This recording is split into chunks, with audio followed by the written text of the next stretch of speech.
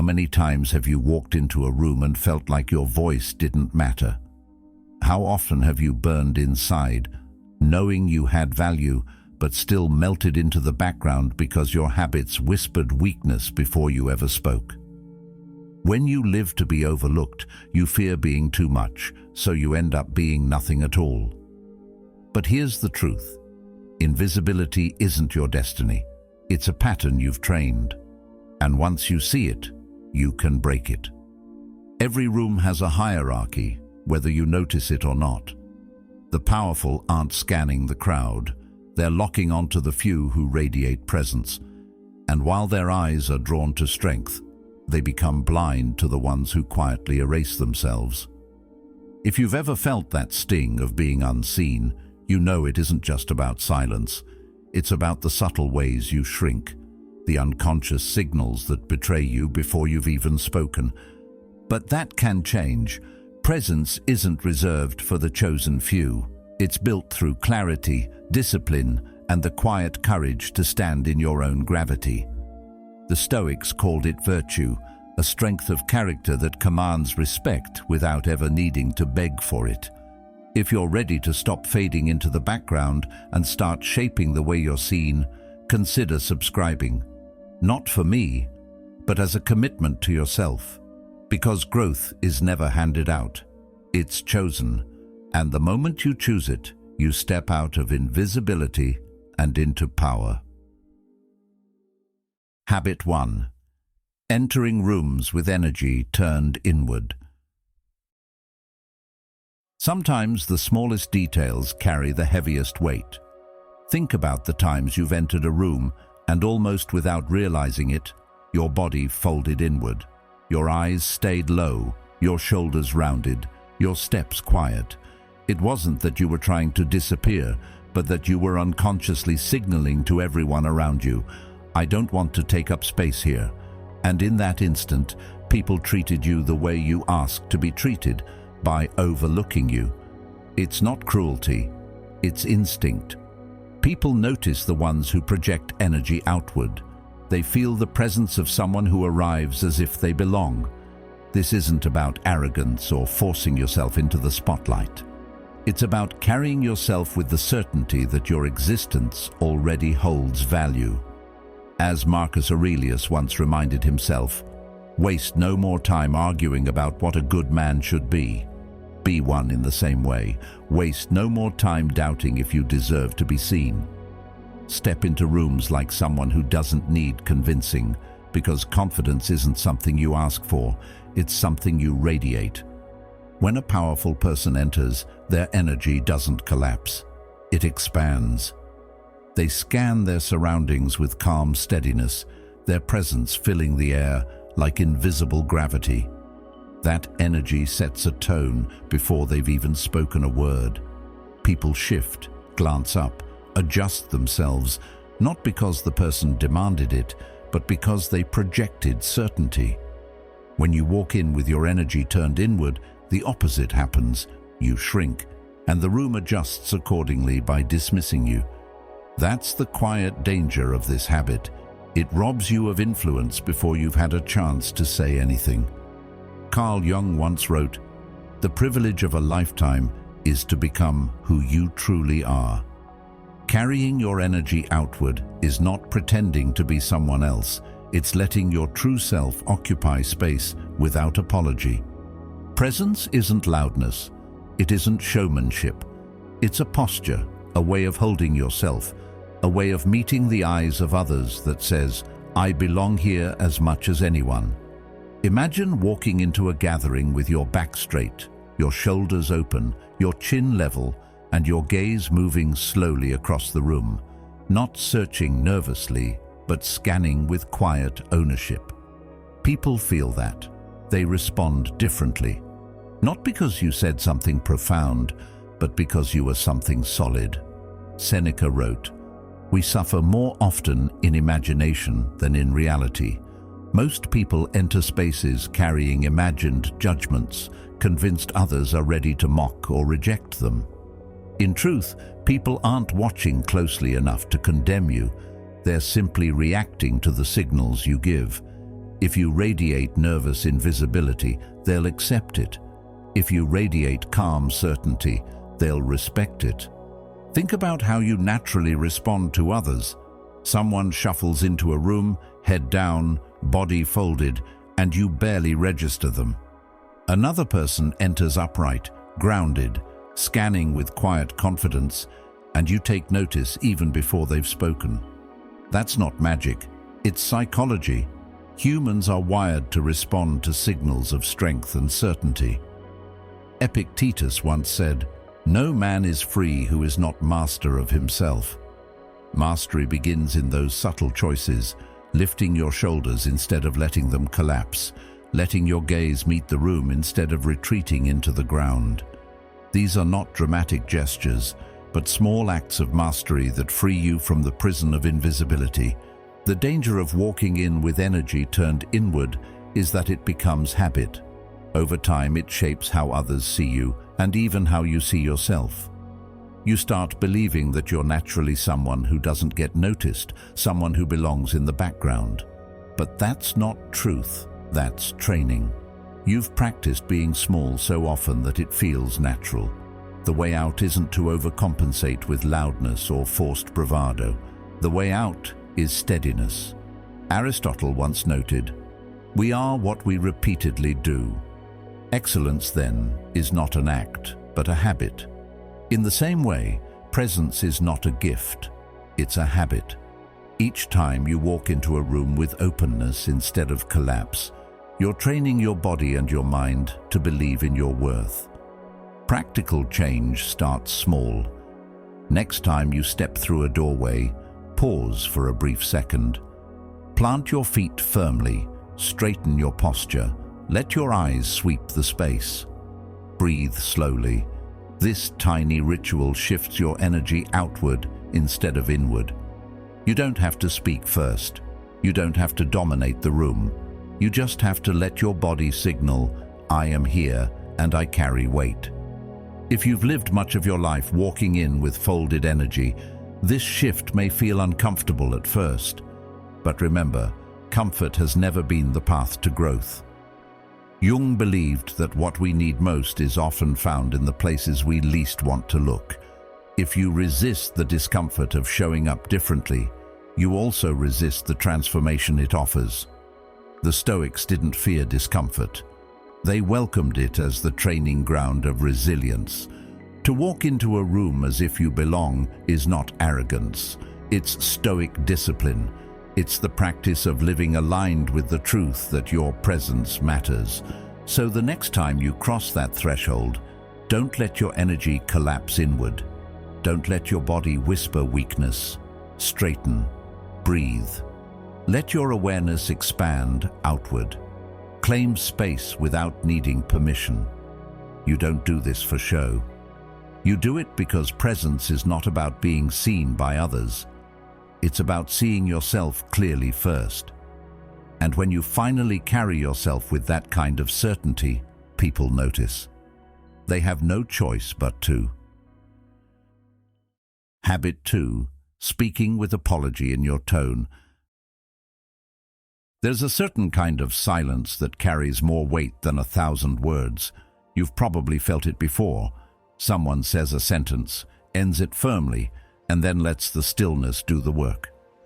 The words hang in the air, undeniable, leaving you no choice but to consider them. That kind of presence doesn't come from fancy language or clever phrasing. It comes from conviction, from a voice that doesn't tremble or trail off, from tone that doesn't beg for approval. Now think of the opposite, the moments when you've spoken with strength in your words, but weakness in your delivery. Your tone rose like a question instead of a statement. You added little apologies, unnecessary sorries, or nervous fillers. Without meaning to, you told the world, "I'm not sure I have the right to say this." And people believed you. This is the danger of speaking with apology in your tone. The actual words might be solid, even powerful, but the delivery dilutes everything. It's like pouring fine wine into a cracked cup. It leaks out before anyone can taste its richness. The Stoics were very aware of this. They taught that your speech should mirror your character, steady, calm, rooted in discipline. Epictetus once said, "First learn the meaning of what you say, and then speak." That advice is timeless. Know what you mean, believe what you say, and let your tone carry the weight of that belief. If your voice falters, people will listen less to the content and more to the insecurity beneath it. Tone is not just about sound, it's about presence. Imagine being in a meeting where someone dominates the room without ever raising their volume. Their words are simple, maybe even few, but their voice is low, steady, and unshaken. That tone demands attention, not because it shouts, but because it's anchored. Compare that to someone who speaks with rushed sentences, words tumbling over each other, their voice rising as if seeking confirmation. It doesn't matter how brilliant their ideas are, listeners tune out. Presence evaporates when tone sounds like a plea instead of a declaration. Carl Jung once noted, "You are what you do, not what you say you'll do." In communication, you are not just the meaning of your words, you are the tone that delivers them. Here's where it gets personal. Many of us slip into apologetic tone without noticing. Maybe you soften your statements at work because you don't want to seem pushy. Maybe you trail off when disagreeing with a friend because you fear conflict. Maybe you say sorry at the start of a sentence, even when you've done nothing wrong. These habits don't just weaken your speech, they weaken how people see you. Over time, others begin to place you in the category of someone who can be overlooked, someone who doesn't believe in their own voice. Seneca warned us, "It is not that we have a short time to live, but that we waste much of it." How much time is wasted on words spoken without conviction, evaporating into the air because the tone stripped them of their power? Training your voice is less about theatrics and more about awareness. Notice the endings of your sentences. Do they rise like a question? Do they fade away instead of landing firm? Start practicing short statements with a flat, calm ending. "I agree." That doesn't work. "This is my view." Say them slowly, without rushing, without softening, and without adding fillers. Silence is your ally here. End your sentence, pause, and let the stillness underline your words. Aristotle once said, "Character may almost be called the most effective means of persuasion." Tone reveals character more than content does. When your voice carries calm finality, you show character, you show steadiness, you show someone who doesn't need approval to speak truth. There's another layer to this: emotional control. Often an apologetic tone sneaks in because of nerves or fear of judgment. You want to smooth things over, to keep everyone comfortable, to avoid standing out too much. But the cost of comfort is invisibility. The Stoics believed that external reactions should never shake your inner steadiness. Marcus Aurelius wrote, "If it is not right, do not do it. If it is not true, do not say it." Notice how simple that is. No decoration, no begging, no softening, just clarity and conviction. Your speech should echo that simplicity, clear, true, delivered with certainty, then left to stand on its own. Let's make it concrete. Picture two people giving the same answer in a classroom. One says, "I think, maybe the answer is B. Sorry if that's wrong." The other says, "The answer is B." Same content, completely different impact. One invites dismissal, the other commands respect. And the difference is not intelligence, it's tone. People often confuse humility with apology, but they're not the same. True humility is being grounded enough to speak without arrogance. Apology in tone is being uncertain enough to weaken your own message before it's even challenged. Plato once observed, "The beginning is the most important part of the work." The beginning of your sentences, how your tone lands, shapes everything that follows. Breaking this habit doesn't mean becoming harsh or domineering. It means becoming deliberate. Choose your words with care, deliver them with calm weight, and resist the urge to pad them with apologies. Your voice should not chase acceptance. It should stand firm, even if others disagree. The beauty of this approach is that people respect it, even when they don't like what you've said. They may challenge your opinion, but they'll remember it. They may push back, but they won't dismiss you. And that's the difference between being heard and being forgotten. The challenge is to practice until it becomes natural. It may feel strange at first to cut out the fillers, to let silence follow your sentences, to lower your tone instead of raising it. But over time, your body adapts. Your mind follows. You start to realize that you don't need to soften everything you say. You don't need to apologize for existing in the conversation. The voice inside you learns to carry itself with calm strength, and that strength changes not just how others hear you, but how you hear yourself.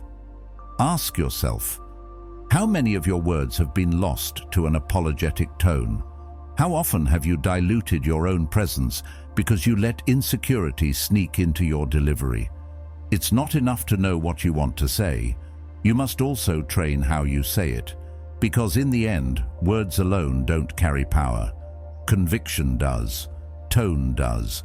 And when your tone no longer asks for permission, when it no longer apologizes for speaking, something shifts. People stop tuning you out. They start leaning in. Habit 3. Laughing too easily. There's a strange thing about laughter. It can build bridges, but it can also build cages. Think about the moments where you've laughed, not because something was truly funny, but because you felt you had to. Someone made a cutting remark at your expense, or a superior tossed out a sarcastic jab, and instead of holding your ground, you let out a nervous chuckle. Maybe you did it to smooth the tension. Maybe you did it to avoid conflict. But in that moment, your laugh didn't protect you. It gave you away. It told the other person, I'll bend to keep this easy, even at the cost of myself. And once you've done that, you've handed over control. Laughter, when genuine, is a powerful signal. It shows connection, confidence, and ease. But when it's nervous or automatic, it signals the opposite: insecurity and a need for approval. Powerful people recognize this instantly. They may even test it on purpose. They'll say something risky, maybe even disrespectful, and then watch you. Do you smirk nervously to stay in their good graces? Do you chuckle even when the words cut you down? If you do, they've learned something about you, that you value acceptance more than self-respect. Carl Jung once wrote, "The most terrifying thing is to accept oneself completely." Nervous laughter is the opposite of that. It's the refusal to accept yourself fully, the choice to mask discomfort instead of meeting it directly. The Stoics warned against becoming too reactive to the behavior of others. Marcus Aurelius reminded himself, "You have power over your mind, not outside events." Realize this, and you will find strength. When someone makes a sharp comment, your mind is the only battlefield that matters. If you can master your reaction, you retain your presence. If you give it away with an easy laugh, you've surrendered before the fight even began. That doesn't mean you should be cold or humorless. It means your laughter should be deliberate, rooted in choice, not in fear. Think of a time when someone mocked you lightly, perhaps a peer or even a friend. If you laughed along, the moment may have passed without conflict, but did you notice how the dynamic shifted? They felt freer to tease again, the balance tilted, and even if you didn't intend it, you taught them that your dignity was negotiable. On the other hand, imagine responding with silence. Not anger, not defensiveness, just stillness. The air would thicken. The other person would suddenly feel the weight of their own words. That pause forces reflection. It unsettles them. Silence becomes your armor, and they can't quite figure out how to penetrate it. Seneca once said, "A man is as wretched as he has convinced himself that he is." If you constantly laugh at your own expense, you're convincing yourself and everyone around you that you're comfortable being diminished. Over time, you stop needing others to reduce you because you've already done it to yourself. Nervous laughter, repeated enough, trains you into invisibility. The Stoic alternative is restraint, not false seriousness, but deliberate choice. Laugh when it's real. Stay silent when it's not. In that way, you keep your dignity intact, and dignity is the soil from which true respect grows. Here's the reality. The people you most want respect from are always reading your signals. They don't need long explanations. They catch the micro-expressions, the nervous chuckles, the instinctive reactions. Those tiny moments are where their judgment is formed. If they see you laugh at an insult, they assume you're harmless. If they see you laugh at something that devalues you, they assume you'll trade your pride for belonging. That's why controlling your laughter matters. Let's make this more vivid. Picture two colleagues in a meeting. One makes a sarcastic remark aimed at the other. The first responds with a forced laugh, head tilted down, signaling, "It's fine, I'll play along." The room registers it. In that moment, the hierarchy is clear. One person stands above, the other shrinks. Now picture the same scenario, but this time the target of the joke doesn't laugh. They don't flare with anger either. They just let the silence sit, eyes steady, body calm. The room feels different now. Everyone senses the weight.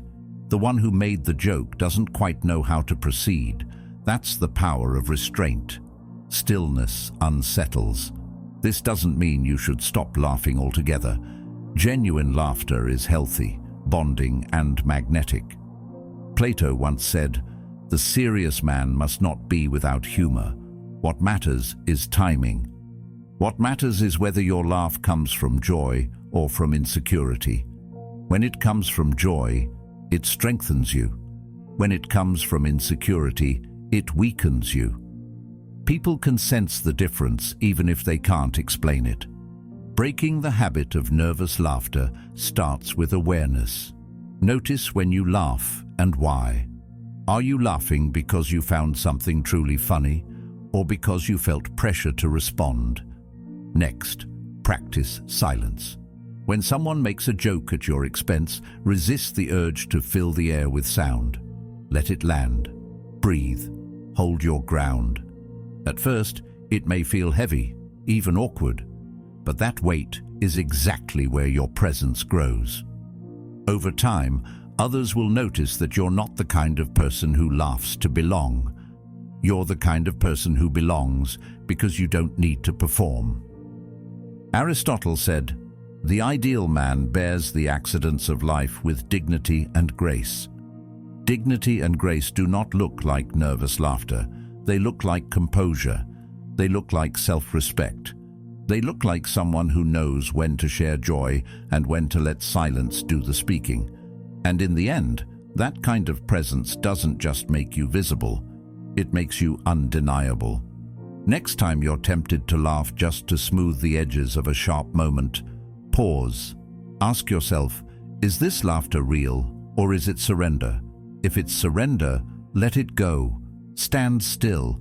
Let the silence carry your strength. Because when people can't read you, they can't control you. And when they can't control you, they begin to respect you. Habit 4. Over-explaining simple things. There's a strange kind of panic that creeps in when silence follows your words. You speak, someone listens, and then for a brief second, there's nothing. That moment can feel unbearable. And so, to fill the space, you keep talking. You repeat yourself. You add context they didn't ask for. You over-clarify, trying to make sure they get it. But what starts as an attempt to be understood slowly turns into something else, an apology disguised as explanation. You're no longer communicating clearly. You're just proving that you deserve to be heard. And ironically, the more you explain, the less people actually hear. This is what over-explaining really is, a habit born from insecurity, not intelligence. It's not about sharing information, it's about seeking reassurance. At some point, many of us were taught that we had to defend our words, that simply stating something wasn't enough. We had to show our work, explain our intent, and soften the delivery so no one misunderstood us. But this habit, once repeated enough, becomes self-erasing. When you don't trust your own voice to stand on its own, neither will anyone else. Carl Jung once wrote, "The most common form of despair is not being who you are. And when you speak for too long, looping and layering your ideas, what gets lost is not just the message, it's you." Now, this doesn't mean that detail is your enemy. Clarity matters. But clarity isn't the same as overload. When every sentence needs 5 follow-ups, when every opinion comes with a disclaimer, the effect isn't depth, it's doubt. Stoicism teaches us that discipline is the key to strength. Seneca warned, "It is quality rather than quantity that matters." That applies to your speech just as much as it does to your actions. Powerful people don't have time for speeches where sentences chase themselves in circles. They respect those who can express something valuable and then stop. The pause afterward isn't awkward, it's powerful. Think about the last time someone asked you a simple question, something like, "Do you think we should move forward with this?"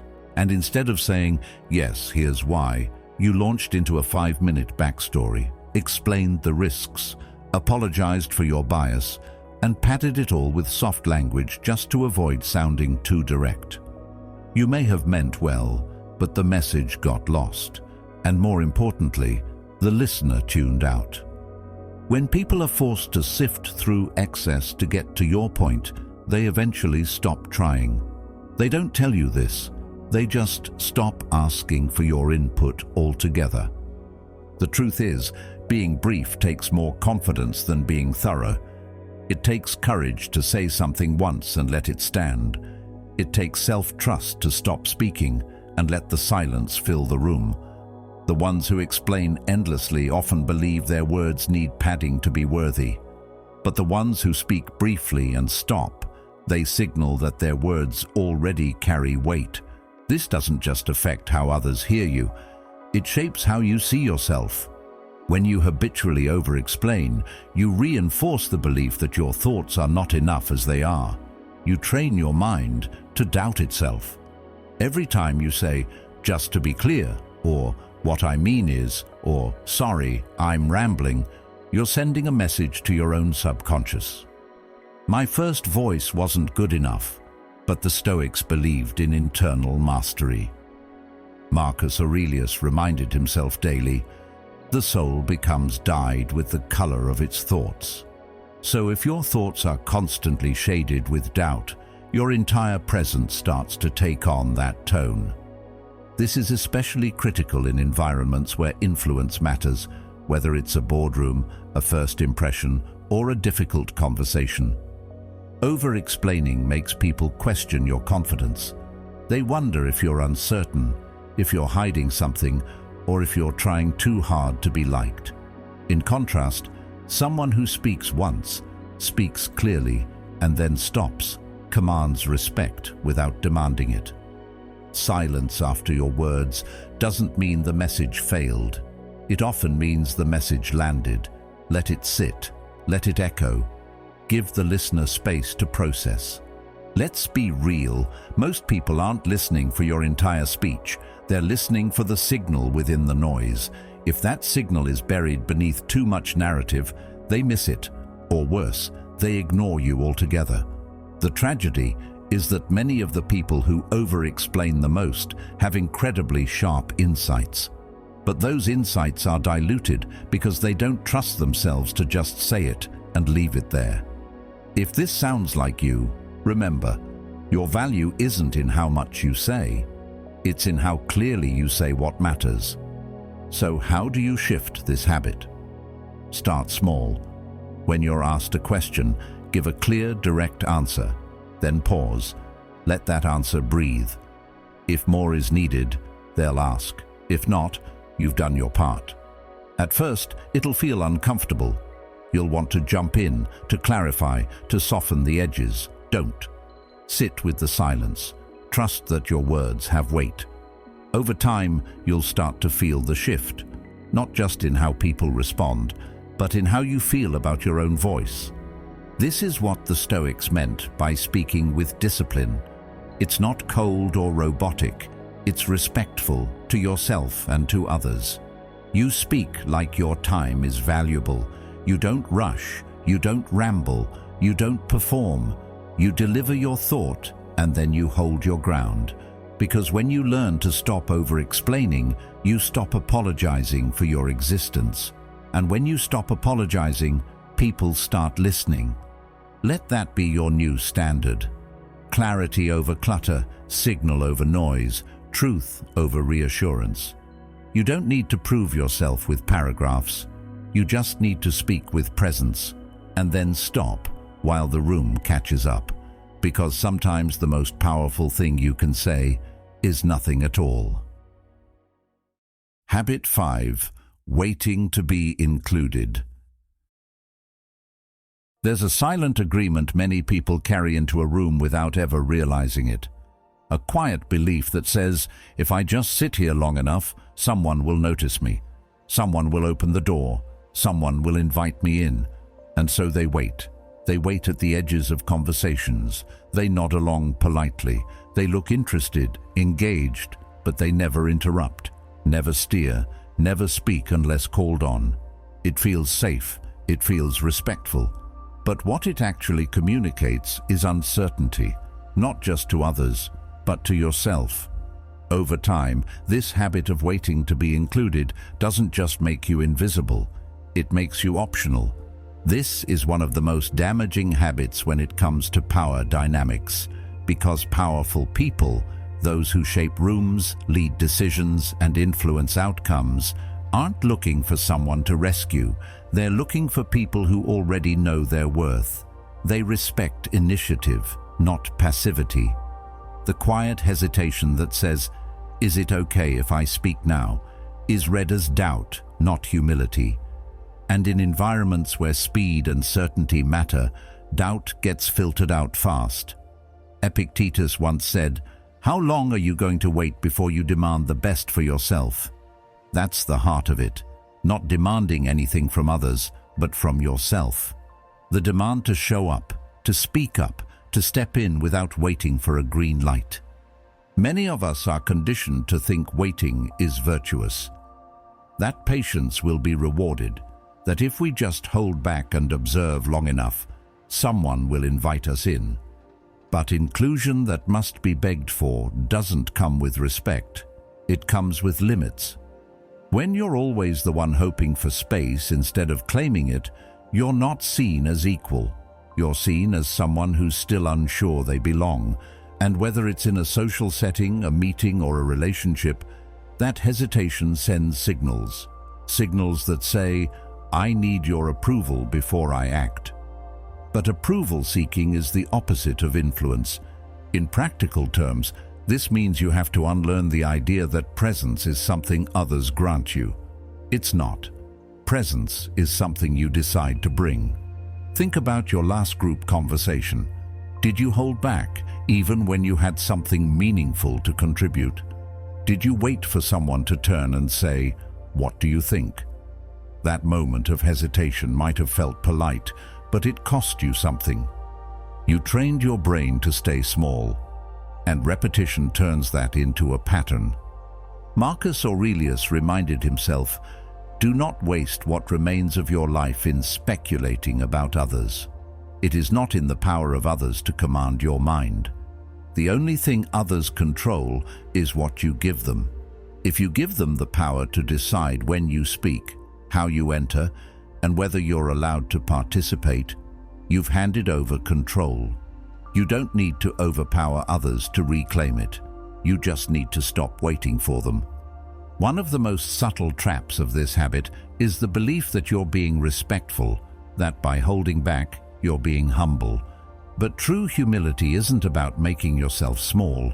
It's about knowing your place without needing others to confirm it. When you contribute something thoughtful to a discussion, without being asked, without being prompted, you're not being arrogant. You're being responsible. You're showing that you're engaged, that you see the value in your own mind, that you're not afraid to bring it to the table. Aristotle once said, "Knowing yourself is the beginning of all wisdom." And part of knowing yourself is trusting your internal signal. When something moves in you, an insight, an opinion, a challenge, you don't need someone else to validate it before you act. You don't need permission to speak. That moment of internal readiness is your invitation. Let's be clear. Inserting yourself isn't about talking over people or making noise to fill space. It's about choosing the right moment to contribute something that moves the conversation forward. It can be a question that cuts to the core, a statement that reframes the issue, even a pause that makes others think. The power isn't in how much you say, but in the fact that you said it without needing to be asked. Seneca warned, "No man is more unhappy than he who never faces adversity, for he is not permitted to prove himself." When you're always waiting to be included, you're avoiding a kind of adversity, the discomfort of stepping into space that wasn't formally offered. But that's exactly where growth happens. That discomfort is the test. The more you take it, the more natural it becomes to take your place in any room, any circle, any decision. This habit also affects how people perceive your value. When you speak only when prompted, you're seen as a follower. When you hesitate, people assume you're uncertain. And when they sense that uncertainty, they're less likely to ask for your input next time. It becomes a cycle. You wait, they overlook you. You hesitate, they assume you have nothing to say. Over time, you become a presence that's easy to forget, not because you lack worth, but because you never claimed it. The shift begins with one simple decision. Stop treating presence like it's a reward. It's not. It's a responsibility. When you walk into a room, carry yourself like someone who already belongs. Don't scan for approval. Don't linger for invitations. Choose your moment. Step in. Say something that leaves a mark. Then let your silence hold space. Because those who speak with weight don't need to repeat themselves. And if you feel like your voice might shake, or you're unsure if it's the right time, lean on this. Clarity doesn't wait for permission. Neither does conviction. You don't need to have all the answers. You just need to believe that your perspective has value, and that belief has to come from within. Habit 6. Apologizing for your standards. There's a quiet strength in someone who doesn't flinch when challenged, a kind of inner stillness that says, "I know who I am and I'm not here to negotiate that." It doesn't shout, it doesn't argue, it doesn't over-explain, it just is. And oddly enough, that kind of strength tends to silence even the loudest opposition. But most people never get to feel that kind of power, not because they lack standards, but because they keep apologizing for them. They say they won't accept certain behavior, certain energy, certain treatment. But when those boundaries are tested, instead of holding firm, they soften, they explain, they offer disclaimers like, "I didn't mean it like that," or "I just prefer it this way." And in that moment, the standard breaks, not from external pressure, but from internal doubt. This is where so many lose their edge. It's not that they don't have boundaries, it's that they don't trust their right to enforce them. They believe they need to justify their no, soften their "I don't tolerate that," or sugarcoat their preferences to make others comfortable. But comfort isn't the goal. Clarity is, and clarity doesn't come with disclaimers. Epictetus once said, "Know first who you are, and then adorn yourself accordingly." That's what standards are. A reflection of who you are, not something you perform for approval. When you backtrack on your values the moment someone pushes back, You train people to see your boundaries as flexible, and powerful people, whether consciously or not, will test them, not always out of malice, sometimes just to understand where the line really is. But if your response to being questioned is to explain, negotiate, or dilute your stance, the message becomes clear.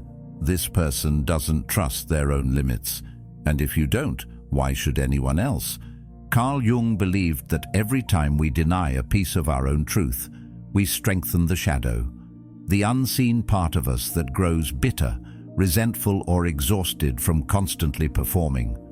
But a real standard isn't something you defend like it's a courtroom argument. It's something you carry like a silent law, quiet, unbending, certain. Think about it. If someone says, "I don't eat meat," and someone else says, "Oh, come on, just one bite," do they launch into a 5-minute TED talk about ethics, digestion, and personal history? Not if they're grounded. They just say, "No thanks," and move on. The standard stands because the person holding it doesn't need the other person's understanding to keep it alive. That's the essence of power, being able to hold your ground without needing permission. Seneca put it simply, "He who is brave is free." So many people confuse explanation with kindness. They think that if they don't justify their boundaries, they're being cold, unfair, or rude. But boundaries aren't acts of aggression, they're acts of self-respect. And self-respect isn't rude, it's necessary. When you walk away from a situation that doesn't align with your values, you're not punishing anyone. You're just refusing to betray yourself. Let's bring this into real-life situations. Someone crosses a line. Maybe they speak to you in a way that doesn't sit right. Maybe they try to guilt-trip you into something you've already declined. Maybe they keep pushing your limits, hoping you'll fold. If your response is to say, "Well, it's just that I really don't like when," or, "I guess I could," but you're signaling uncertainty. The energy behind your words says, "I don't know if I'm allowed to stand my ground, so I'll make it easier for you to feel okay with my no." But a no doesn't need wrapping paper, it just needs to be clean, firm, calm. One of the fastest ways to earn quiet respect in any room is to set a boundary and let it stand without performance. You don't need to raise your voice, you don't need to give a lecture, you don't need to play defense, you just hold the line. And what you'll find is that most people, even the difficult ones, respond to that energy. Not always with praise, not always with agreement, but with recognition. They may push, they may test, but deep down, they respect it. Because that kind of presence, calm, unwavering, unapologetic, is rare. And in a world that rewards convenience and flexibility, people instinctively recognize when they're in the presence of someone who won't bend out of fear. Aristotle once said, "Dignity does not consist in possessing honors, but in deserving them." And one of the most dignified things you can do is treat your standards as something sacred, not something you toss aside for comfort, not something you explain away for peace, but something you live by, even when no one is watching. This isn't to say you should never be flexible. Life requires nuance. There are times to listen, to adapt, to compromise when it makes sense and feels right. But flexibility should come from wisdom, not from fear. When you compromise just to avoid tension, what you're actually doing is draining your own confidence. You walk away feeling small, unsure, disconnected. You start to question whether your instincts were ever valid to begin with. That's not growth. That's self-abandonment disguised as politeness. So here's the shift. Next time you feel the urge to explain your no, catch yourself. Ask, why do I feel the need to make this more palatable? What if you simply said, "No, I don't do that," or "That's not for me," and let the silence carry the message? Not defensively, not coldly, just clearly. Let the other person sit with their reaction. Let them adjust. You don't have to adjust for them. In doing this, you start to build something within yourself, an inner solidity. You become someone whose presence carries boundaries without needing to advertise them. Someone who isn't looking for conflict, but won't contort themselves to avoid it either. That's the person others look at and think they know exactly who they are. And in a world full of noise and negotiation, that kind of clarity is magnetic. Habit 7. Overusing praise. Sometimes the nicest words can say the weakest things. That may sound strange, especially in a world where being nice is considered a virtue. But there's a big difference between genuine kindness and compulsive praise. Most people don't see it. They think showering others with compliments is a way to build rapport, to show warmth, to smooth over tension. But when you hand out praise too easily, you're not building connection, you're trading authenticity for approval. And that trade, over time, makes your words cheaper, your presence lighter, and your influence smaller. Flattery is the easiest way to disappear in plain sight. You become the one who always agrees, always applauds, always nods enthusiastically at even the most average comment. You think it makes people like you, and maybe for a moment it does. But over time, those same people stop looking at you as an equal. They start seeing you as someone who needs to be liked, someone who gives validation not because it's earned, but because it's expected. And powerful people, people with weight, discipline, and self-awareness, can feel that desperation immediately. Carl Jung once said, "The shoe that fits one person pinches another. There is no recipe for living that suits all cases." If you're constantly adjusting your reactions to suit everyone around you, what you're really doing is erasing your shape to fit theirs. Praise isn't the problem. Timing and intention are.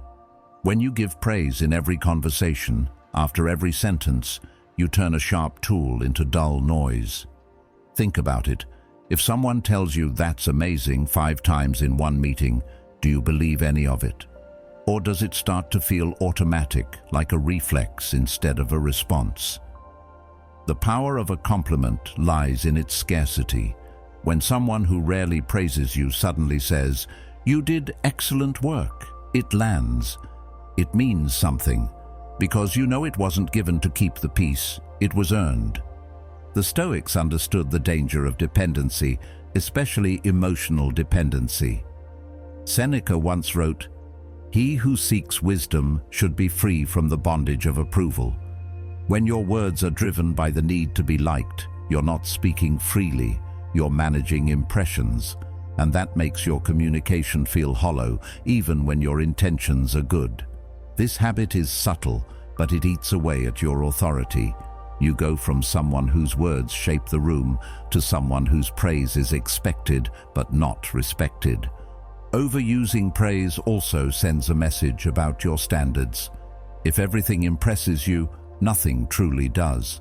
It doesn't mean you become cold or stingy with kindness.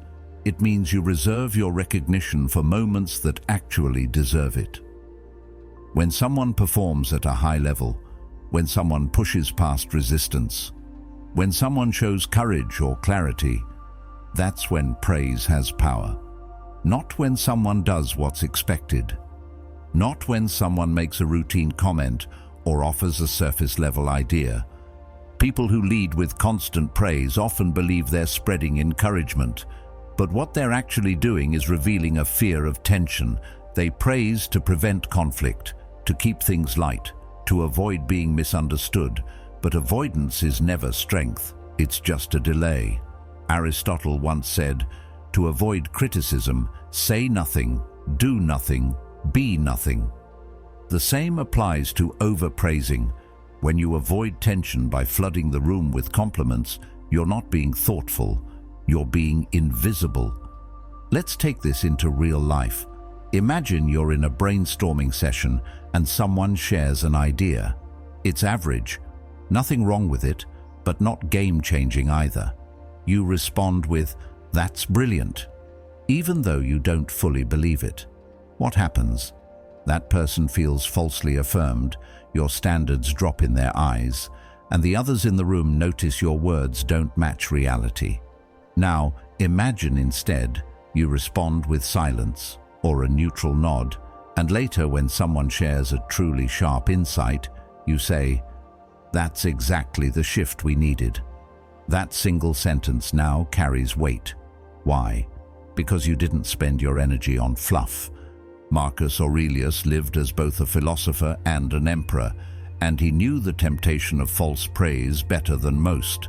He wrote, "Receive without pride, let go without attachment." That applies not only to receiving praise, but giving it. Don't give praise to feel needed. Don't hold back criticism to protect your image. Instead, speak with integrity. Praise when it's earned. Stay silent when it's not. This isn't about withholding kindness, it's about protecting its meaning. Another layer of this habit comes from the need to manage how others feel about you. You might praise constantly because you fear being misunderstood, or you've been taught that warmth equals likability. But constant approval seeking keeps you in a dependent posture. And the more you need to be liked, the more others realize they can shape you. They sense that if they withhold affection or connection, you'll bend. That's not influence, it's emotional debt. And it builds fast when you spend praise like spare change. Jungian psychology teaches that the unconscious communicates through patterns. If you notice yourself praising others more than you actually feel admiration, it's time to check the underlying pattern. Are you trying to fill space with approval?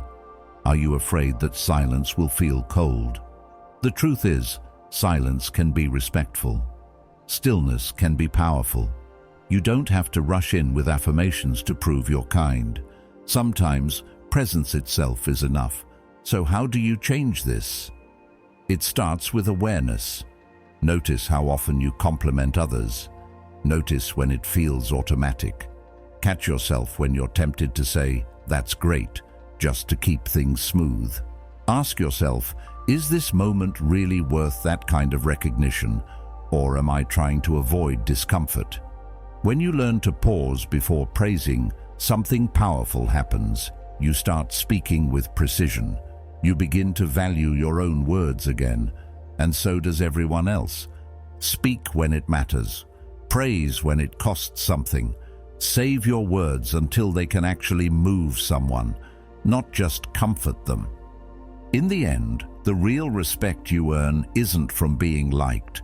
It's from being clear, being rooted, being someone who doesn't throw around validation like confetti, but who offers it when it's earned, and only then. That's when your words become a mirror, not a mask. That's when your presence begins to carry weight without effort. Here's the challenge. Let your praise be rare, specific, and earned. Let it surprise people, not pacify them. And when you do speak words of recognition, they'll land like thunder, because they'll know it wasn't to be liked. It was because it was true. Habit 8. Mirroring too much. There's a strange kind of pressure many people feel when they walk into a room or sit down with someone new. A subtle voice whispers, blend in, match them, don't stand out too much. And so without realizing it, we start to shift. We adjust our tone to mirror theirs. We adopt their slang. We match their energy. Sometimes we even copy the way they sit or the rhythm of how they speak. It's not that we're trying to be fake, we're trying to connect. But in that process of connection, we often lose something far more important, our center. Mirroring at its core is not inherently bad. It's a psychological tool we all use unconsciously to build trust. When someone subtly mirrors your body language, it sends the message, I'm with you, I understand you, I'm safe. But like any tool, when overused, it stops being effective and starts being revealing. When you mirror too much, what you're really saying is, I'm willing to abandon my natural rhythm just to be accepted. And the people around you, especially those who are grounded in themselves, can feel that. They may not be able to articulate it, but they'll notice something. You don't hold your shape. But you can't become who you truly are if you keep trading your authenticity for social safety. When your identity is constantly morphing to reflect whoever you're around, you're not bonding, you're blending. And people don't form lasting respect for someone who always blends. They form respect for the one who remains consistent, even in difference, the one who isn't threatened by contrast, the one who doesn't need to mimic in order to connect. This habit often starts from a good place. Maybe you want the conversation to flow more smoothly. Maybe you're trying to make others feel comfortable. But what gets overlooked is the cost. Every time you shift yourself to match someone else, especially when it's not natural, you subtly send the message, "I'm not sure who I am in this moment, so I'll take my cue from you." And while that may reduce social friction, it also reduces presence. Because presence isn't just about being liked, it's about being felt. Stoicism teaches us that our power lies in internal stability, not external approval. Marcus Aurelius once said, "Be like the cliff against which the waves continually break, but it stands firm and tames the fury of the water around it." That's the essence of groundedness. You can be surrounded by strong personalities, by differing energies, and still remain in your own frequency. That doesn't mean you refuse to listen. It doesn't mean you dominate. It just means you don't adjust your character every time the room shifts. Think of someone you've met who speaks in their own rhythm, uses their own language, and doesn't change their tone based on who they're talking to. There's something magnetic about them, right? It's not arrogance, it's consistency. They're not trying to match you. They're inviting you to meet them where they naturally are, and that invitation creates something powerful, curiosity. Because when someone doesn't bend to fit, you start to wonder what's anchoring them. What gives them that calm, that clarity, that self-assurance? Over-mirroring, on the other hand, creates the opposite effect. It makes people feel like they've met a version of themselves, not a new person. And while that might feel comfortable at first, it quickly becomes forgettable. There's no friction, no tension, no contrast. And without contrast, there's no intrigue. Influence doesn't come from sameness.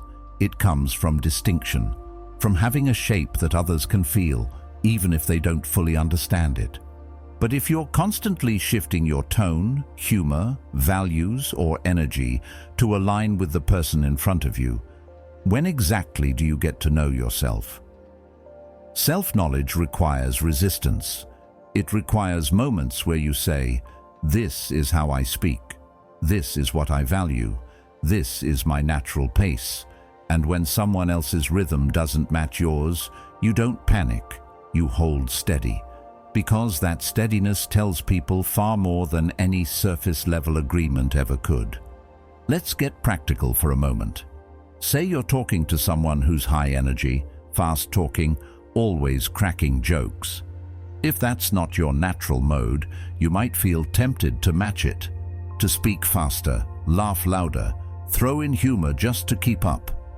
But what if you didn't? What if you responded in your natural tone? More calm, more grounded, more thoughtful. At first, they might notice the difference. But if you hold steady, they'll start to slow down too. They'll begin to match you.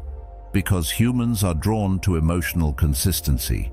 When you stay anchored, others eventually adjust to your presence.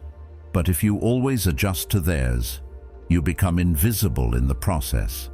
Seneca warned, "He who always follows another does not find his own path." That applies here too. Over-mirroring is following. It's giving your energy away just to feel included. And while it might make things feel smoother on the surface, beneath it, your influence erodes. You're no longer shaping the room, you're being shaped by it. It's also worth saying, you don't need to be dramatic about holding your ground. This isn't about resisting everyone or turning every interaction into a philosophical stance. It's about subtle choices. Do you keep your voice steady even when someone else gets loud? Do you use your own words even when someone else's slang starts creeping into the conversation? Do you stay calm when someone gets nervous? Those moments may seem small, but over time they build something powerful, presence that can't be copied. Carl Jung often explored the tension between the persona, the mask we wear in social settings, and the self, who we truly are.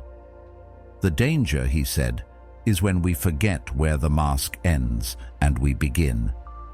If you mirror too much, the mask becomes permanent. You start speaking in borrowed phrases. You laugh at jokes that don't resonate. You nod in agreement, even when you don't fully agree. And slowly, invisibly, the real you starts fading into the background. So how do you break the habit? Start by noticing when you shift. Catch the moments where you instinctively change your tone or words to match someone else. Don't shame yourself for it, just notice. Then practice staying in your own rhythm. Speak how you speak. Pause when you need to. Hold eye contact without forcing it. Let your body stay relaxed, not performative. And above all, let differences be okay. You don't have to mirror to connect. Real connection doesn't require mimicry, it requires authenticity. Plato wrote, "The measure of a man is what he does with power." One of the quietest forms of power is the ability to be fully yourself in any room, without shrinking or performing. To walk into a conversation and not worry about matching the other person's energy because you know your own is enough. And when people feel that, they don't just listen, they remember. Don't dissolve to fit. Don't mirror to belong. Belong to yourself first, and let others meet you where you are. Habit 9.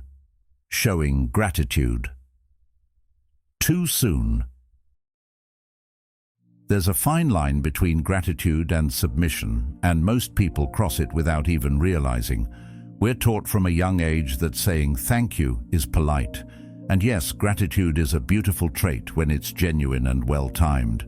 But when it's used too early, too often, or too eagerly, it stops being a gesture of respect and becomes a quiet confession of inferiority.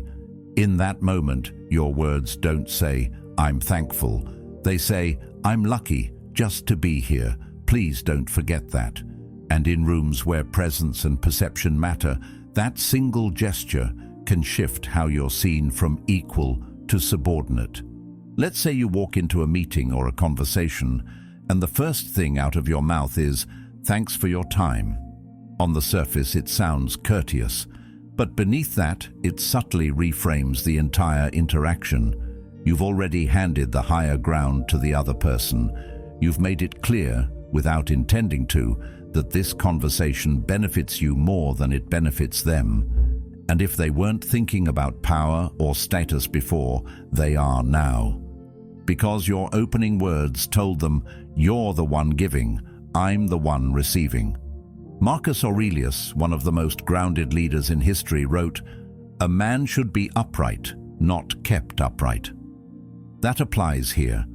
Your posture in a conversation, verbal and emotional, should be upright. Not tentative, not apologetic, not laced with premature gratitude. You don't need to bow into spaces that you already belong in. You don't need to open with a thank you just to justify your presence. Instead, walk in with calm clarity. Let your words carry weight before you express appreciation. Not because you're entitled, but because you respect yourself enough to establish parity. Carl Jung often spoke about the dangers of living a life shaped by what others think of us. He wrote, "A man who has not passed through the inferno of his passions has never overcome them." That inferno, in this case, is the internal need to be liked, to seem humble, to show that you're not overstepping. But there's a hidden cost to that behavior. When your first instinct is to thank someone for allowing you into a space before you've even spoken, it implies that your worth is tied to their validation. That's not humility, That's fear wearing a polite mask. Now, to be clear, there's nothing wrong with expressing gratitude. In fact, it's one of the most magnetic traits a person can have. But timing matters. Gratitude carries more impact when it's earned, not offered as a disclaimer. When you've already added value to the conversation, when your presence has shifted something, when there's been a mutual exchange, that's when thank you becomes powerful, because it's no longer signaling, "I hope I didn't waste your time." It's saying, "I appreciate this exchange." Let's imagine this in a real-world setting. Two people sit down for a high-stakes conversation. One begins with, "Thank you so much for taking the time to meet with me. I really appreciate it." The other starts with, "I've been looking forward to this. I have a few ideas I'd love to share with you." Same scenario, two completely different energies. The first already positioned themselves as someone hoping for approval. The second arrived as someone ready to contribute. And in the subtle world of perception, that difference changes everything. The habit of offering gratitude too soon becomes a pattern of self-minimization. It teaches your nervous system that your role in any important room is to be lesser, to be grateful just for being invited. And over time, that habit shapes your presence. You show up smaller, quieter, unsure, not because you lack value, but because you keep leading with deference instead of strength. The Stoics would urge you to operate from reason, not emotion. Epictetus taught that our judgments, not events themselves, create our experiences. If you judge a conversation as one where you must thank the other person immediately just for giving you attention, you've already cast yourself in the role of the one being granted something. But if you judge the conversation as a mutual exchange of ideas, a meeting of minds rather than a favor received, then your posture shifts. You no longer speak to be approved, you speak to contribute. This also applies to creative, professional, and social dynamics. When someone offers you feedback, do you immediately say, "Thank you. That's great," even before processing it? When someone gives you an opportunity, do you rush to express gratitude before showing why you were a worthy choice in the first place? Again, the instinct is understandable. Gratitude protects us from appearing arrogant or ungrateful. But when used as a defense mechanism, it stops being about appreciation and starts being about permission. And the more you use it that way, the more you train yourself to believe that you need to shrink in order to be safe. Let's also talk about what happens after you speak. Once you've made your point, offered insight, or contributed meaningfully, that's when your thank you should come. Not too early, not too desperate, but right at the moment when both people feel that something real just happened. That's when your gratitude feels less like submission and more like recognition. Recognition of the value shared, not the value borrowed. So how do you shift the habit? Start by noticing when you're tempted to lead with a thank you. Catch yourself before the instinct takes over. Ask, have I even said anything yet? Have I offered value? Is this gratitude or is this fear? Let your presence enter first. Let your ideas speak for themselves. Let the room adjust to you before you adjust to the room. And when the time is right, when you've already shown up as an equal, then say thank you. Not because you have to, but because it means something. Plato said, "Wise men speak because they have something to say, fools because they have to say something." Apply that to gratitude. The wise express it when it's meaningful. The unsure use it to buy comfort. Which one are you becoming? In the end, gratitude isn't something to be removed. It's something to be refined. When used intentionally, it strengthens your presence. But when used too early, it weakens it. So don't erase your worth by rushing to thank people for noticing you. Show them who you are first. Let the conversation become mutual.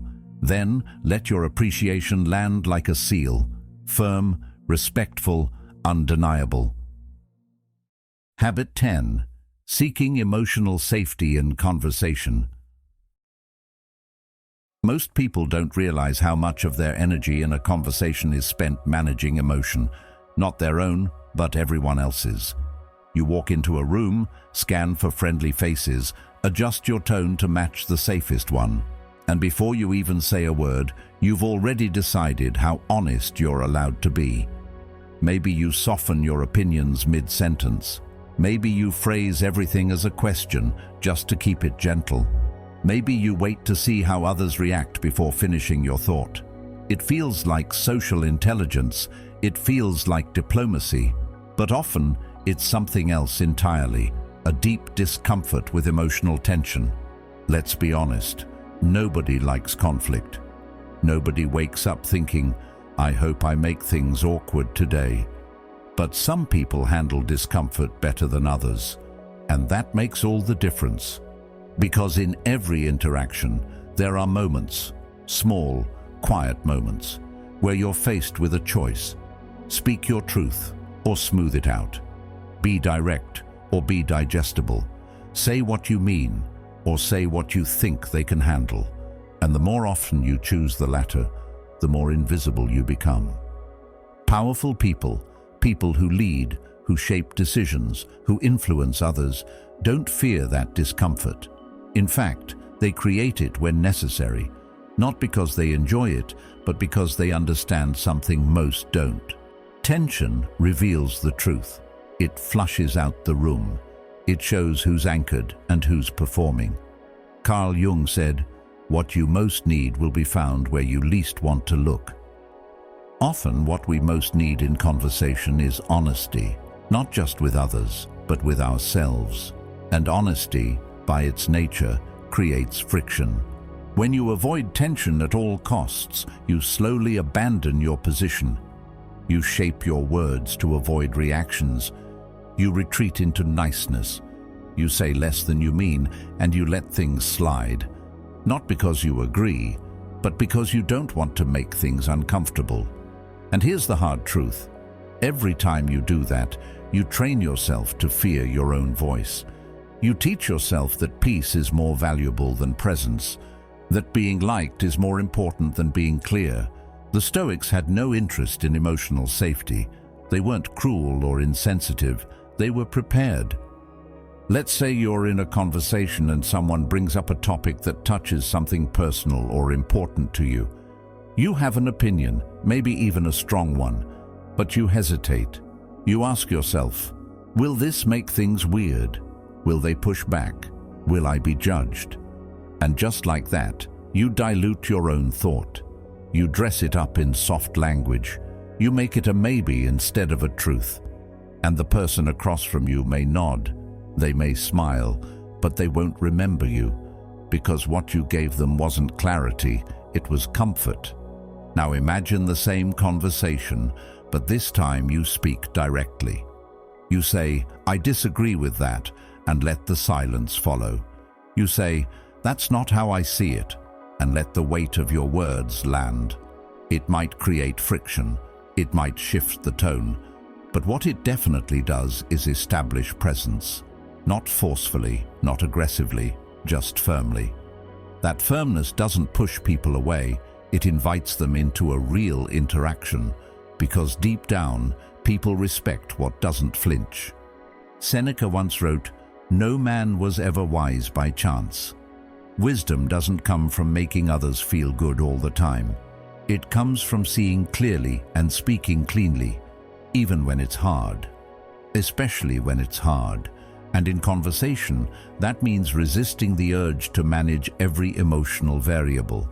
You don't need to be cold or detached, but you do need to stop apologizing for speaking directly. You need to stop editing yourself in real time just to keep things smooth. There's a reason powerful people use silence deliberately. When you speak and then pause, letting your words stand without rushing to soften them, you create space. Space for reflection, space for discomfort, space for meaning. Most people hate that space. They rush to fill it, but those who can hold it those who can let it stretch without panic, are the ones others start to pay attention to. This doesn't mean you should turn every conversation into a debate or seek conflict for its own sake, but you should be aware of how often you avoid it, how often you swallow a real thought to keep the peace, how often you change your tone mid-sentence because someone raised an eyebrow. These aren't small habits. They shape how people experience you, and more importantly, they shape how you experience yourself.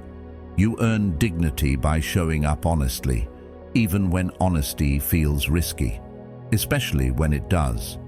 That doesn't mean you have to be blunt or harsh. It means your words come from a place of internal clarity, not external approval. You say what's real and then let the other person do what they will with it. That's dignity. That's presence. If you've spent most of your life avoiding conflict, this habit won't change overnight. You'll still feel the pull to please, to smooth, to keep it safe. But the shift starts when you pause before you soften. When you notice the instinct to rephrase and decide not to. When you let the silence sit for just a few seconds longer than is comfortable. Over time, those small acts of steadiness become part of your presence. And people feel it. They may not always agree with you, but they will respect you. The goal isn't to be the loudest voice in the room. It's to be the clearest. And clarity often comes with friction. That's okay. Let it come. You don't need to be emotionally bulletproof. You just need to be anchored. When someone challenges you, you don't fold. When a moment gets tense, you don't retreat. When you feel the urge to please, you pause. That pause is where your power lives. Plato once said, "Courage is knowing what not to fear." Don't fear tension. Don't fear silence. Don't fear a raised eyebrow or an awkward pause. These are just signals that something real is happening, something meaningful, and if you stay present through them, you come out the other side stronger, clearer, more whole. Next time you feel yourself scanning the room for safety, don't. You are the safety. You are the grounded presence. You are the one who doesn't need every moment to be smooth in order to stay calm. That's the kind of presence that doesn't just survive the storm. It changes the weather. Habit 11. Avoiding physical space. You can walk into a room without saying a word and still be heard. Not through your voice, but through your presence, through how you carry yourself, how you take up space, how you hold your body before any conversation even begins. Most people don't realize it, but the body speaks before the mouth does. And for those who habitually shrink, who sit at the edges, who fold their arms tightly across their chest as if bracing for impact, the message is loud and clear. I don't belong here. Don't mind me. I'll stay out of the way. It's subtle, but the effects are not. You might be the smartest person in the room. You might have insight, depth, talent, and experience. But if your body hides, so do all those things. Because powerful people don't just hear your words, they read your posture. They pay attention to who commands the room without effort and who tries to disappear inside it. And when your physical presence whispers submission, most people, especially those with strong personalities, don't even stop to consider what you might have to say. Stoic philosophy taught that we should never give away our power voluntarily. Marcus Aurelius wrote, "Look well into thyself. There is a source of strength which will always spring up if thou wilt always look there." And what better way to look into yourself than to observe how your body shows up when your voice hasn't yet spoken? Are you collapsing inward? Are you curling up to take less space? Are you unconsciously apologizing for your existence with every movement? Carl Jung believed deeply in the power of the unconscious to shape behavior. He argued that much of what we do, especially what we do with our bodies, is not entirely within our awareness. Shrinking away, physically retreating, folding into ourselves, these are often unconscious habits formed by years of subtle conditioning. Don't be too loud. Don't stand out. Don't challenge the room.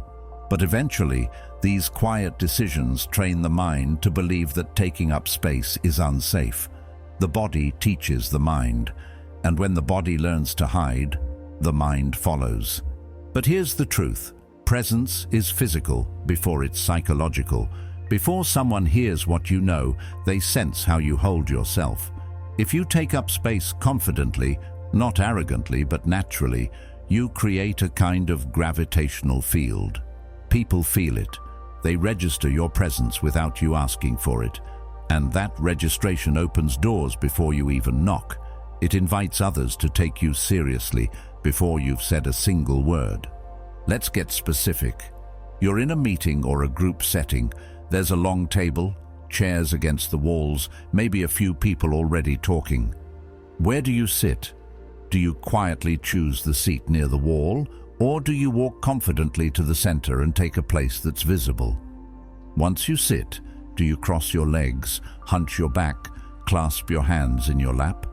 Or do you plant your feet, rest your arms with ease, and sit with the quiet assurance of someone who doesn't need to be invisible? And how much time is wasted in life simply by trying not to be seen? How many chances passed us by because our posture told the world, I'm not ready, I'm not enough, don't choose me? Not because we lacked the skill, but because we lacked the willingness to show up fully, physically.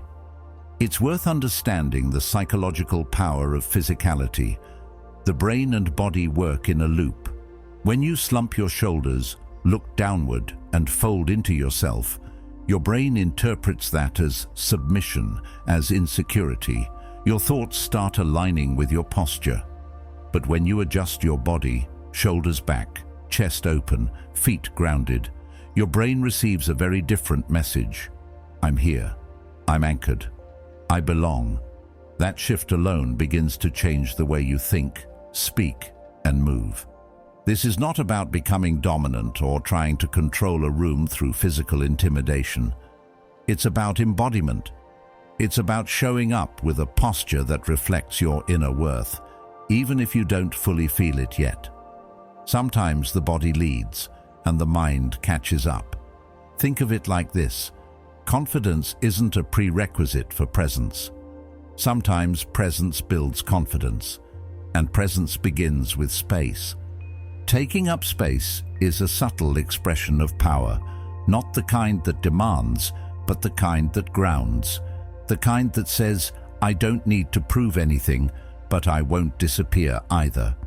In rooms where competition is silent and influence is measured in attention, the way you occupy physical space becomes a kind of unspoken language. And like any language, it can be learned. So what does this look like in your daily life?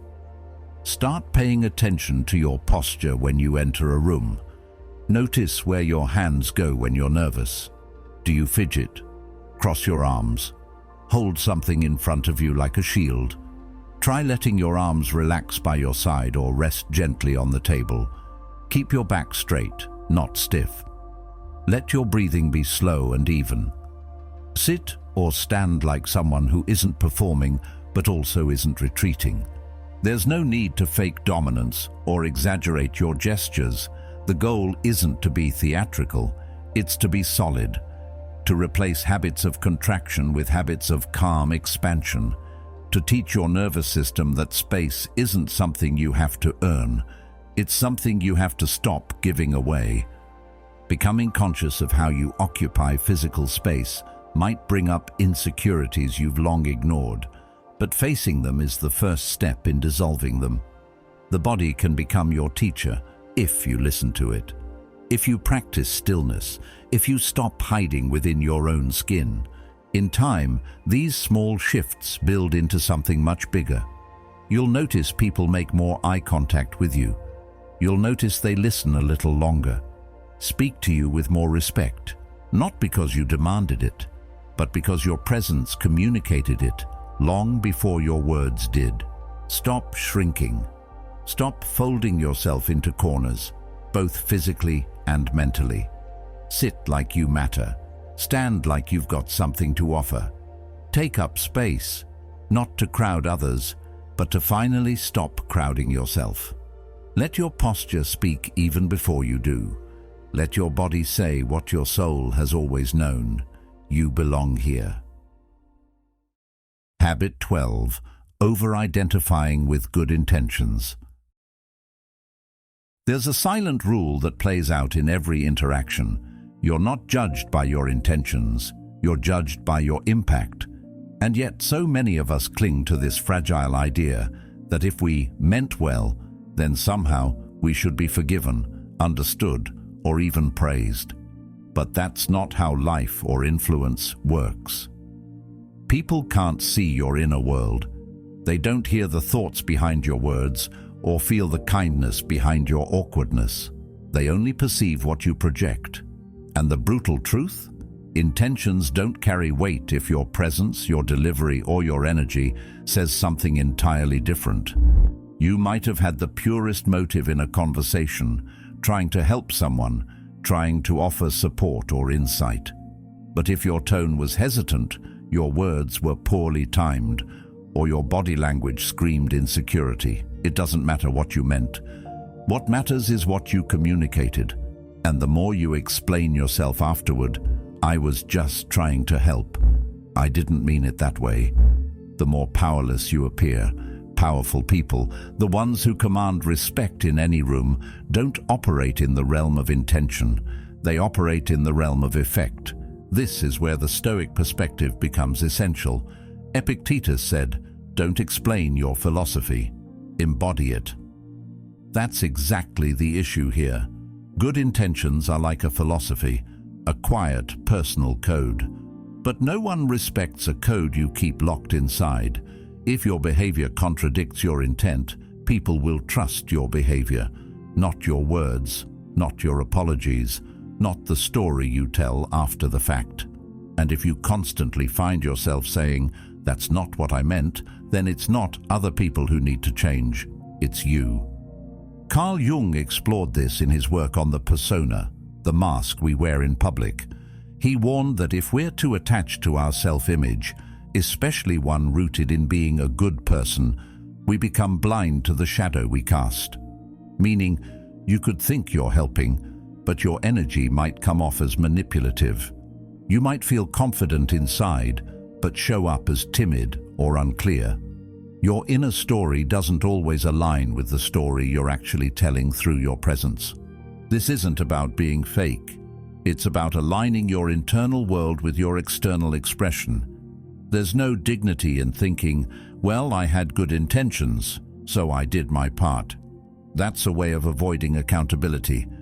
Because if you really care about the outcome, if you truly want to connect, influence, or lead, then your responsibility is to close that gap between what you feel and what others receive. Think about it in simple terms. If someone hands you a drink and accidentally spills it on you, the fact that they meant well doesn't change the fact that you're soaked. And if they do it again next week, still smiling, still well-meaning, it starts to feel less like kindness and more like incompetence. That's how people perceive you when your actions, tone, and presence don't match the story you tell about yourself. You can be the kindest person in the world, but if your presence feels needy, apologetic, or chaotic, you'll still be treated with skepticism. If you habitually show up in a way that's confusing or contradictory, that's who you become in people's eyes, no matter what you meant. So the question is not, how do I explain myself better? The real question is, how do I express myself with more alignment? Start here. Take radical ownership of your signals. That means becoming hyper-aware of your tone. Do you raise your pitch at the end of your sentences like you're not sure? Do you soften your opinions with unnecessary qualifiers like, "I could be wrong, but," or "I don't know if this matters"? Do you apologize for things no one noticed? These are behaviors that override your good intentions. They say, "Please don't be mad at me. Please still like me." And no matter how smart or kind you are, those signals create an impression of weakness, not warmth. Seneca, one of the most grounded Stoics, wrote, "A man's worth is no greater than the worth of his ambitions." If your ambition is to be someone who commands respect and moves through life with clarity, then your behavior needs to reflect that ambition. Not just your thoughts, not just your private motives, but your posture, your voice, your boundaries, and your timing. These things matter. These are the tools through which people decide whether you're someone to listen to or someone to overlook. And yes, this takes practice, because many of us were raised to believe that being nice is enough, that if our hearts are in the right place, then our social outcomes will eventually catch up. But that's a passive way to move through the world. Stoicism is not passive. It's about training the self to act with clarity and intention, not just to feel well-meaning, but to be effective. So what does this look like in real life? It means you stop chasing the perfect words and start focusing on clean delivery. Say what you mean, clearly, and without unnecessary softening. If someone misinterprets you, don't scramble to over-explain. Instead, own it calmly, correct it once, and move forward. If your tone was off, fix it through behavior, not apology. If your body language was closed, open it up. If your presence was scattered, ground yourself and re-enter with stillness. Don't let your communication become a desperate attempt to prove your good nature. Instead, let your words be deliberate. Let your tone carry weight. Let your silence be full of intention. That's how powerful people move. They don't explain themselves into understanding. They embody understanding. Another key point here is timing. Good intentions are often used as a crutch after something goes wrong. That's backward. The real strength is in preparing your presence before the interaction happens. That means rehearsing, not scripts, but states. Practicing calm breathing before you speak. Practicing holding eye contact without flinching. Practicing delivering disagreement without emotional leakage. These are the real-life rituals that sharpen your ability to show up the way you want to be seen. And here's the ironic twist. When you stop clinging to your good intentions, you actually become a better person. Because you're not hiding behind the idea of being good. You're actively refining your actions to do good effectively. You become someone people trust, not because you said all the right things, but because you carried yourself with congruence. That's rare, and rare is powerful. Next time you find yourself saying, "That's not what I meant," pause. Ask yourself, then what did I actually say? What did I actually signal? And how can I better align my intent with my presence next time? That's the question that turns unconscious behavior into conscious growth. That's what separates those who merely wish to be respected from those who are. Habit 13. Treating influence like it must be earned. We grow up being told that if we just work hard, stay humble, and keep our heads down, one day someone will tap us on the shoulder and say, "It's your time." That moment never comes, not in the way you expect. Because the truth is, the world doesn't reward quiet effort. It responds to visible presence. You can be the most talented, the most prepared, the most well-meaning person in the room, but if you act like you're waiting for permission, you'll get passed by. Influence isn't a medal handed out for good behavior. It's a posture, a mindset. It's something you step into, not something you're handed. This is where so many people get it wrong. They think influence must be earned like a grade, that if you just keep doing good work, eventually someone will elevate you. But power doesn't work like that. Influence isn't transactional, it's perceptual. It begins the moment you assume it. That doesn't mean faking arrogance or puffing yourself up. It means walking into a room with the quiet certainty that you belong, that your voice has weight, that your presence has gravity. It's an inner stance, not an outer performance. The Stoics understood this. Marcus Aurelius wrote, "Waste no more time arguing about what a good man should be. Be one." In the same way, don't waste time trying to prove you deserve respect. Be someone who naturally commands it. This is not about domination or control. It's about alignment, behaving in a way that reflects the value you already carry. Because if you don't believe in your own authority, why should anyone else? Carl Jung spoke of the concept of individuation, the process of becoming who you truly are, distinct from the roles and masks you've been conditioned to wear. Most people operate from a learned identity, the helpful one, the humble one, the quiet one, and they treat influence like something reserved for others, those with louder voices, flashier titles, more charisma. But individuation demands that you integrate your strength, not hide it behind politeness, not shrink it behind earning your place. You already have a place, you just haven't claimed it yet. There's a pattern to how people defer. It's subtle, but it shows. They sit at the edge of the room, they wait for the conversation to make room for them.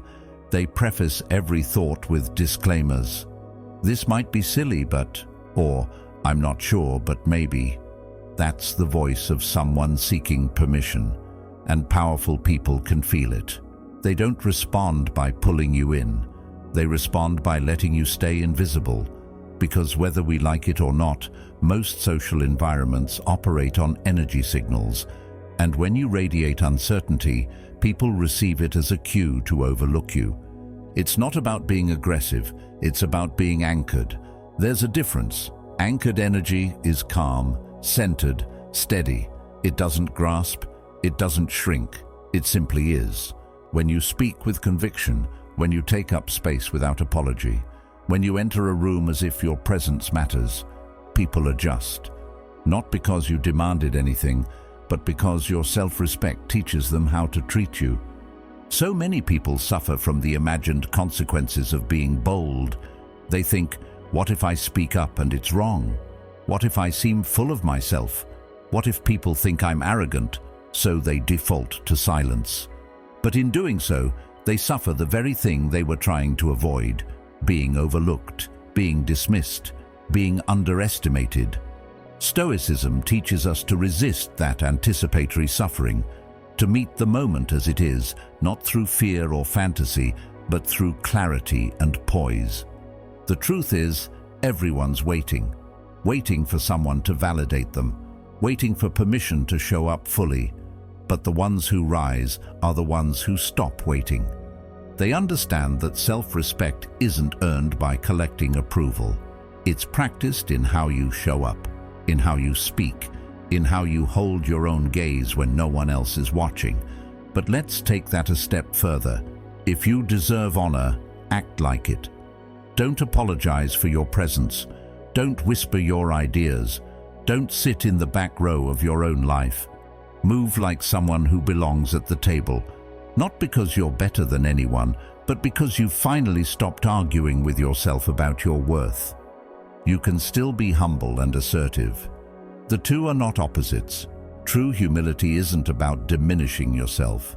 It's about knowing your value without having to prove it constantly.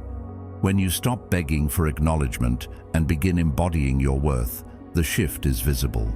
People lean in, they listen closer. Not because your voice got louder, but because your energy stopped asking for permission. That's what influence really is.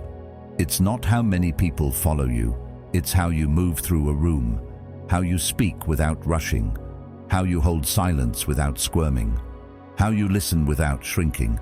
Influence is not an award, it's a vibration, one that others instinctively recognize and respect. So the next time you find yourself thinking, maybe I need to prove myself a little more, pause. Ask yourself, what if I don't? What if the proving is actually the barrier? What if the need to earn it is keeping you stuck in a loop where you never quite feel ready, never quite feel enough? Instead, try this. Walk into the room like the spotlight is already yours, not because you're chasing attention, but because you've stopped hiding. Sit like your thoughts matter, speak like they carry weight, Listen like you're not trying to impress anyone. That's the paradox. When you let go of trying to earn influence, you begin to embody it. Plato once said, "The first and greatest victory is to conquer yourself." And this is a form of self-conquest. It's defeating the part of you that still waits for the world to crown you before you rise. It's shedding the belief that value has to be granted externally, and it's stepping fully into the truth that no one can make you influential. You have to decide you are. Ask yourself, are you still waiting to be picked, or have you picked yourself? Because the moment you stop waiting is the moment the game changes, not just for you, but for how the world responds to you. Habit 14. Always rushing to prove your worth. It's strange, isn't it? The more you try to prove you belong, the more you feel like you don't. You walk into a room, and almost immediately, something in you starts whispering, you have to justify yourself. So you talk faster, list off accomplishments, highlight the credentials, explain your story. You don't even realize you're doing it. It's automatic. But the message behind all that explaining is crystal clear. Please believe that I'm enough. The irony is heartbreaking, because in that moment, no matter how qualified or capable you are, your energy betrays you. It says, I don't believe I'm worthy yet. I'm still trying to convince myself, and people can feel that. Influence isn't in the resume, it's in the rhythm. And when your rhythm is desperate, rushed, anxious, it pushes people away, even if your words are impressive. We live in a world obsessed with performance, so it makes sense that we've been trained to introduce ourselves by what we've done, where we went to school, what we've built, who we know. We rush to prove value, not because we're arrogant, but because we're afraid. Afraid of being overlooked, afraid of not being taken seriously, afraid of not being enough without an explanation. But here's the truth. Those who carry real weight don't rush, they don't list, they don't perform, they radiate.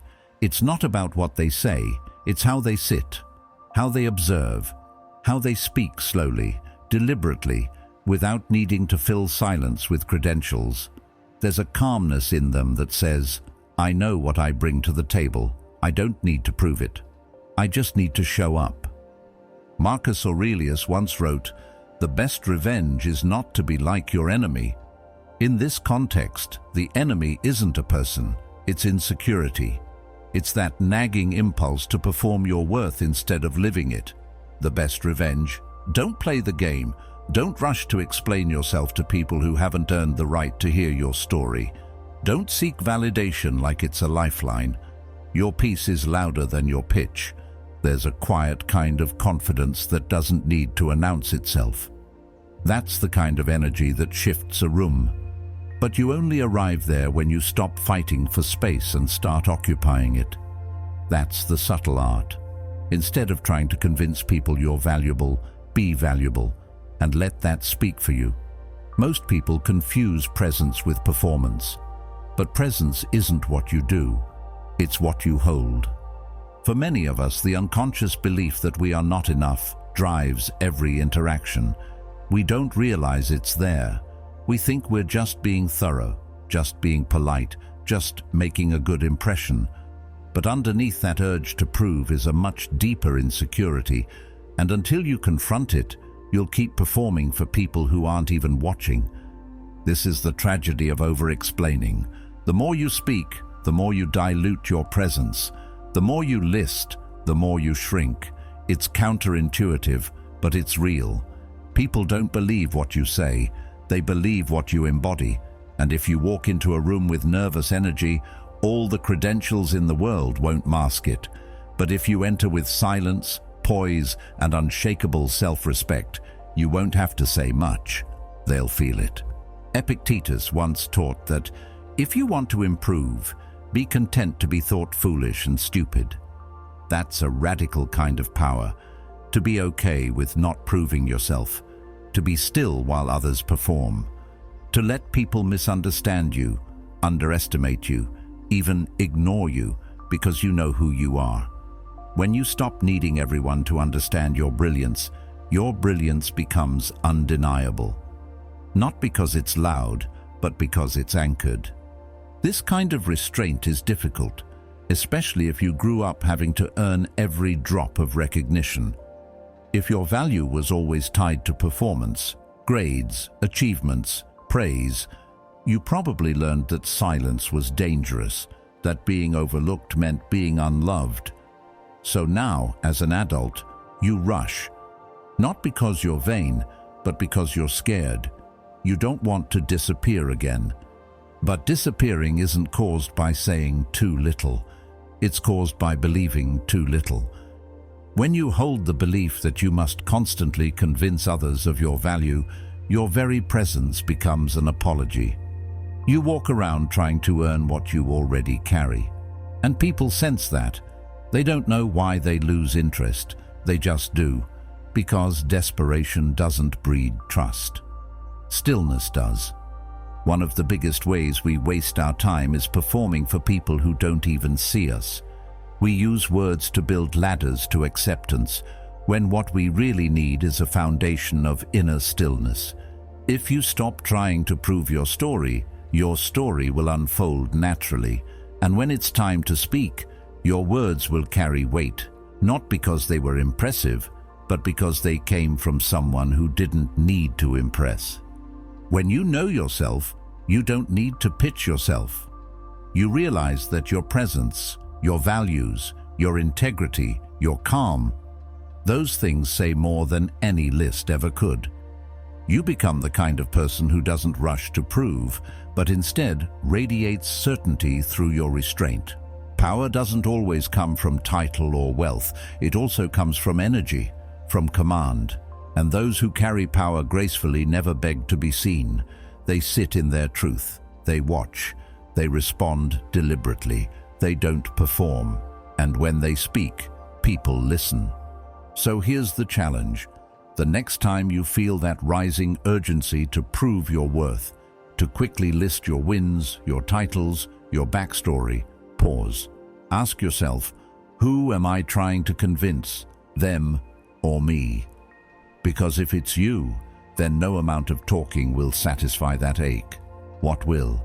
Stillness, ownership, and the radical decision to stop explaining and start embodying. Your worth is not a pitch. It's not an elevator speech. It's not in the bullet points on a LinkedIn page. It's in your presence. It's in your energy. It's in how you listen, how you breathe, how you sit in silence without folding under its weight. The most powerful person in the room is rarely the loudest. They are the most composed, the most centered, the least reactive. When you stop rushing to prove your worth, something strange happens. People begin to assume it. That's the paradox. You become more respected not when you speak the most, but when your energy says the most while your mouth stays quiet. So speak when it adds value. Hold silence when it doesn't. And remember, your presence is the proof. Habit 15. Letting others control your pace. Have you ever noticed how easily people surrender their tempo? Not just in conversation, but in how they walk, talk, and even breathe. You're walking down the street, and the person next to you speeds up, and without realizing it, so do you. You're in a meeting, and someone speaks fast, and suddenly your voice starts to rush too. You mirror their pace, not because you intend to, but because your body is quietly trying to adapt, to keep up, to belong. But here's the truth. When you let someone else set your pace, you let them set your power. Presence isn't just about being in the room, it's about being rooted in yourself, regardless of what's happening around you.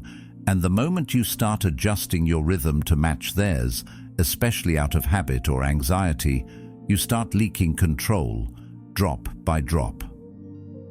We've been conditioned to think that adaptability is a strength, and to some extent, it is. But there's a fine line between flexibility and submission. When your energy is constantly responding to everyone else's pace, You slowly dissolve into the background. You become forgettable. People remember those who hold their own time, their own gravity, the ones who walk into a space and the room rearranges around them, not the other way around.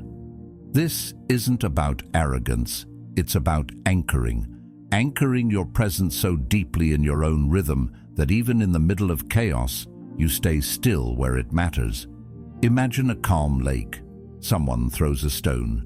The surface ripples, but the lake itself doesn't chase the stone. That's how you should move. Let the world ripple. You remain composed. Becoming who you truly are demands one non-negotiable. You can't live on other people's timing. You can't find yourself if you're always keeping pace with someone else's urgency, someone else's fear, someone else's noise. You have to carve out space for your rhythm, your speech, your reactions, your silence. Think of great speakers, the ones who leave a mark. They don't speak quickly to match the audience's restlessness. They speak slowly, deliberately. They pause. They let silence do half the work. That silence commands more respect than 100 rushed words ever could. That silence says, I am not here to entertain you. I am here to speak truth. And truth doesn't beg for attention. It owns attention. This is the same reason why the Stoics valued inner stillness over external validation. Marcus Aurelius wrote extensively about not letting the mind be dragged around by the impulses of others. He knew that a reactive mind is a weak one. When someone else's mood dictates your tone, when their speed dictates your energy, you've handed over something sacred, your self-possession. It shows up in small things. You're in a conversation and they interrupt, and instead of holding your ground, you rush your words to keep up. You're asked a question, and instead of taking a breath, you answer immediately, as if silence will somehow disqualify you. But real presence isn't rushed. It's measured. It holds space. And you can see this in the way powerful people enter a room. They don't sprint. They don't dart their eyes. They move like time bends around them. Every step is deliberate. Every glance is intentional. They're not being slow to impress. They're being centered to remain in control. The world rushes for approval. But presence walks calmly toward truth. If you want to reclaim your rhythm, start by slowing everything down, not for drama, but for dignity. Speak slowly, not because you lack urgency, but because you have clarity. React slowly, not because you're dull, but because you're unshaken. Pause when someone expects you to answer instantly. Let them feel the stillness. Let them meet you on your timing. That moment right there, that's influence. Seneca once said, "He who is everywhere is nowhere." And this applies to the pace of your mind too. When your attention is scattered across a dozen people's energy, when you're adjusting yourself every 5 minutes to keep up with someone else's mood or tone or walk, you disappear. You become nowhere, because there's no core holding you together. The pace of your life becomes everyone else's playlist, and you forget your own rhythm. And here's the thing, they won't tell you that you're drifting. Most people don't even notice that they're steering your energy. It's subtle. A fast talker makes you stumble over your words. An impatient listener makes you shrink your ideas. A dominant personality makes you second-guess your tone. But it doesn't have to be this way. You don't need to overpower anyone. You just need to hold your frequency. That's what rattles people. Not loudness, not ego. Just the unshakable quiet of someone who doesn't move faster just because the world is panicking. Someone who doesn't speed up their voice just because someone else is rushing them. Someone who walks slowly through chaos. Not because they're unaware, but because they're untouched. The moment you begin to move at your own pace, everything changes. Conversations slow down. Eyes turn toward you. Your words carry more weight. And the world, which usually only listens to noise, leans in toward your silence. Not because it's dramatic, but because it's rare. Influence isn't about matching the energy in the room, it's about becoming the energy that the room starts to match. When your pace is yours, calm, controlled, unforced, people don't just listen, they follow. Not because you demanded it, but because you demonstrated it. So when you walk into a room, don't rush. Let your steps speak before your voice does. When you speak, breathe between sentences. Let your words settle. When someone pushes their pace on you, smile gently, but don't chase them. And when someone rushes you for a decision, take your time anyway, because that time isn't wasted, it's claimed. Remember, you're not here to match the beat of the world. You're here to move with the beat of your truth. And truth doesn't need to rush to prove itself. The most powerful presence in any room is not the one speaking the most or moving the fastest. It's the one who controls their tempo like a conductor guiding an orchestra, not with force, but with rhythm. Your rhythm. Most people live on borrowed rhythms, chasing pace, chasing approval, chasing presence. But the moment you claim your own timing, the world begins to move around you. Power isn't loud, it's calm, certain, unbothered. And if you carry that stillness with you, you don't just walk into rooms, you change them. If this resonated with you, there's another video waiting on the screen that will deepen this transformation. I invite you to watch it next. Thank you for being here. Thank you for being a part of Stoic Journal.